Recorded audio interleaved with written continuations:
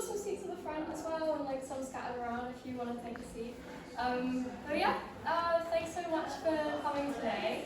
Thank you for coming to Enlight Insight's first ever photography exhibition. Normally we are a theatre company, but we thought we'd try something different this year, and it's going really well, it's really fun. So yeah, thanks for coming. My name is Nadia Lais. I am the Associate Creative Director of the company, alongside Crystal over there, who is like the main magical wizard of the company, does all the management and production and stuff, so I'm very grateful to be working together. But yeah, it is such a privilege to be here in the space today at the Saatchi Gallery, because it's a big name, and yeah, we're very lucky to be here. And just to kind of have an unapologetically queer kind of space, which is really nice. But yeah, we should be able to do that in every space, which is kind of what we strive for as a company.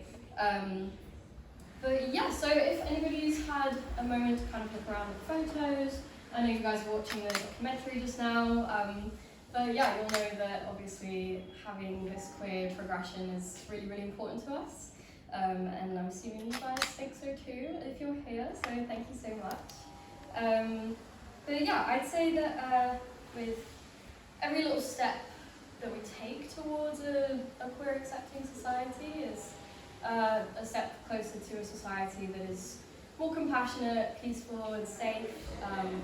And obviously with the video that you were watching just now, there were a lot of comments about previous decades where it hasn't been such an accepting world. We're making progress, but very slowly, so it's a beautiful thing to see. But yeah, it gives me a really cool place to be, standing on the shoulders of other queer people who came before us, who were protesting, being activists and all this. So yeah, basically thanks to them, me and Crystal are able to do things like this in big spaces like this, and I get to talk about something that's really close to my heart and I find really, really interesting. But yeah, in case you couldn't tell, I'm gay. Maybe it's because of the queer-centric event that I'm hosting, maybe it's the septum ring, it could be anything. But yeah, you might have guessed. But I'm also vegan. It just keeps getting more complex, obviously. And I have been told many times that I give off big vegan energy as well, which is an interesting statement. But sometimes I think that the way I kind of present myself, the septum ring, the clothes and everything, they kind of represent both of these sides of my personality, being gay and being queer. And being vegan as well. But I've come to think that veganism and queerness kind of intersect in a lot of interesting ways. But yeah, it's hard to ignore the stereotype that a lot of gay people also tend to identify as vegan. If you go around to your lesbian friend's house for dinner, they serve you hummus tortilla chips with aubergine dip. You can't help but wonder, how did you get here?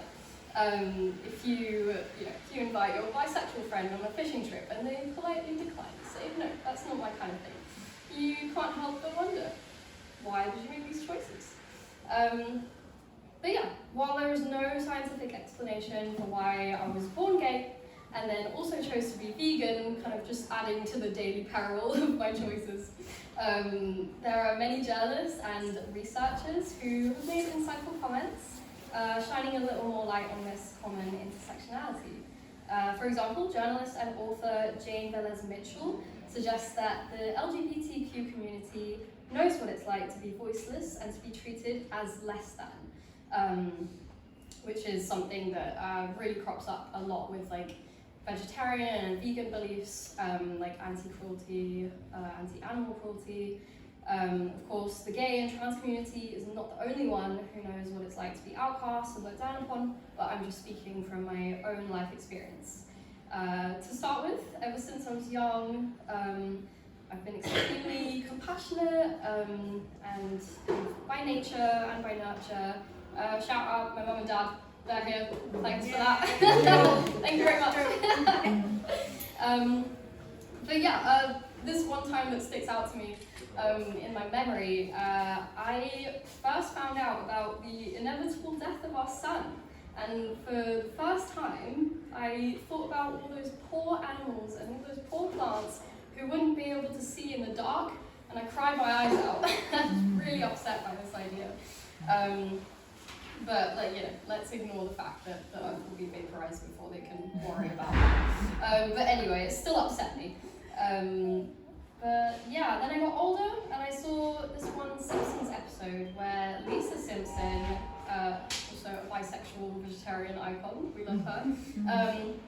There's an episode where she meets Linda McCartney, you might have seen it. But yeah, Linda shows her the cruelty that is eating factory farmed animals. I was probably about 6 or so.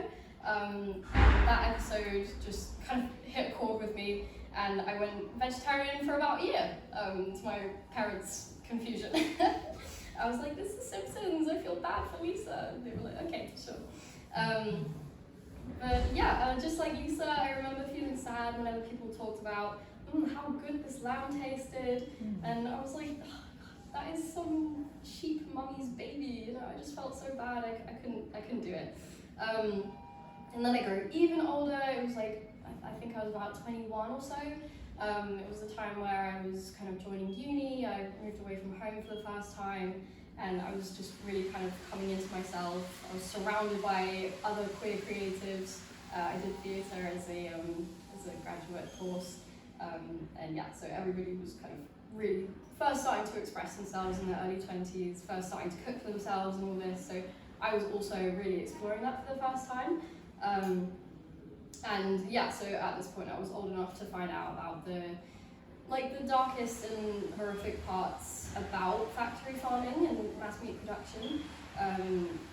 For example, just to skim the surface a little bit, the lifetime was cut short, spent in dark and dingy cages, the infected wounds from walking around in excrement, the brutal killing methods disguised by claims that they are humane, and they live free range. But that's a whole different subject. It does kind of come into this, of course. So, but yeah, suddenly I was gay and vegan, so I became the stereotype basically. But I'm proud of it. I love it.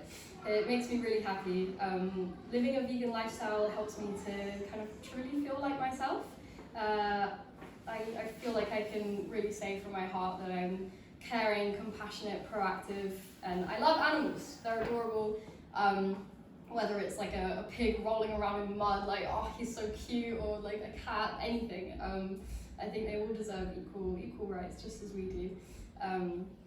But obviously not that any non-vegans are incapable of these things, because there are so many different ways of being a good person and having compassion and all these, there's so many different ways. It's just kind of what it means for me as a person. But yeah, the same goes for anyone who can truly say that they believe in LGBTQ rights. For me, being a part of the gay community brings a lot of the same fulfillment feelings.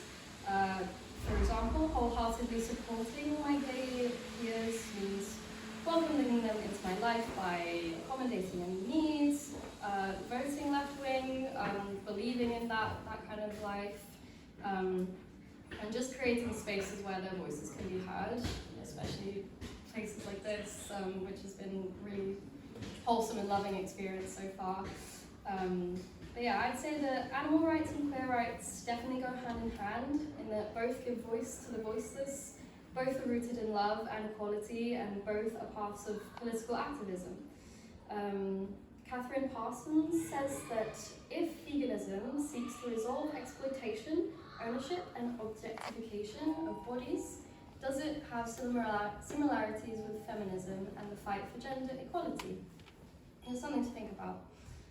Feminism and queer activism, of course, intersectionalize, so why can't these values cross into veganism as well? But yeah, there was something else I added. Yeah, just kind of the feeling of being kind of outcast as someone who doesn't really conform very much. I'd say there's a reason that you hear the term woke a lot, commonly to describe people who don't conform, vegans, gays, the whole bunch, people who adopt progressive queer identifying labels. But yeah, it's usually used in a patronizing way, but I quite like saying woke. It's good to be woke in my head. For me, it really is a win when this happens, and my reasonings for living vegan and openly queer life definitely come from a woke place. I'm gonna claim it. It just kind of rubs people in the wrong way, you know, that we're so loud and proud of the way we are and the way we live. Maybe it comes from internalized homophobia, or kind of feeling emasculated in a way, or maybe they just want more cooking abilities. Who knows? I don't know what it is. I'd have to ask each person individually. But yeah, masculinity and meat is also another interesting side of this subject, because in so many pieces of media throughout cinematic and television history, I feel like you see a lot of those two things coinciding, masculinity and meat. It's a very interesting image, you know, whether it's represented by, you know, a medieval king sat on his throne taking a big bite out of a turkey leg, or it's a group of men hunting down a grizzly bear, or Homer Simpson digging into some lamb chops that Marge made for him. You know, it's a very common thing. So there seems to be a societal narrative that suggests that the more animal protein you ingest, the manlier you become, which is interesting. But if you were to reduce this intake, you risk becoming gay. We don't want that, do we? No, we don't. But yeah, Parsons, again, I keep coming back to her. She writes brilliant articles on feminism and veganism. It's very interesting. And she also suggests that rejecting the societal norms of eating meat is in itself a rejection of the patriarchy and hegemonic masculinity, which I think is very interesting. But yeah, she also says, is it right that feminism has been restricted to human luxury? Which is interesting, because we often think of feminism as something that only pertains to human beings. And you know, that doesn't have to be true. It's very important that we focus on humans, obviously, but the animals do tend to get forgotten about a little bit, unfortunately. Because the meat and dairy industries could be considered the epitome of the exploitation of non-human females. For example, we literally strip them of their actual body parts, their children, and their freedom, along with much, much more. But I won't go into that right now.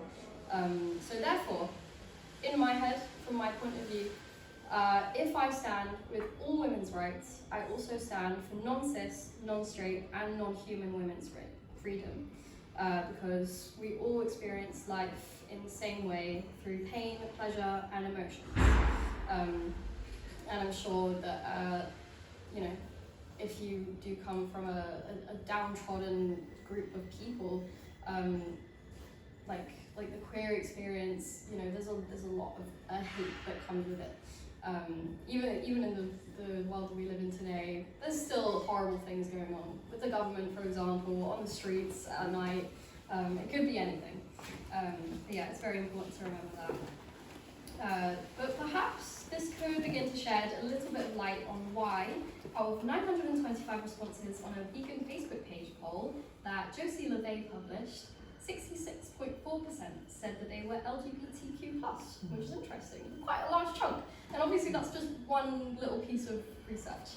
And just one little dip into the water of why these two groups kind of come together so much. But yeah, I think it comes from a place of love and wanting everybody to be treated equally, a life without pain, all of this. But yeah, it might explain why all your vegan friends have big gay crushes on Kristen Stewart or Jonathan Bailey. But yeah, that's my talk. If anybody has any questions or anything, feel free to come up to me and we can chat, because this is something that I'm so interested in. But yeah, thank you all so much for coming today. It honestly means so much. I didn't expect all these people to show up. It's beautiful. But yeah, feel free to have a look at the photos and watch the documentary. But yeah, thank you so much and have a lovely evening. Woo!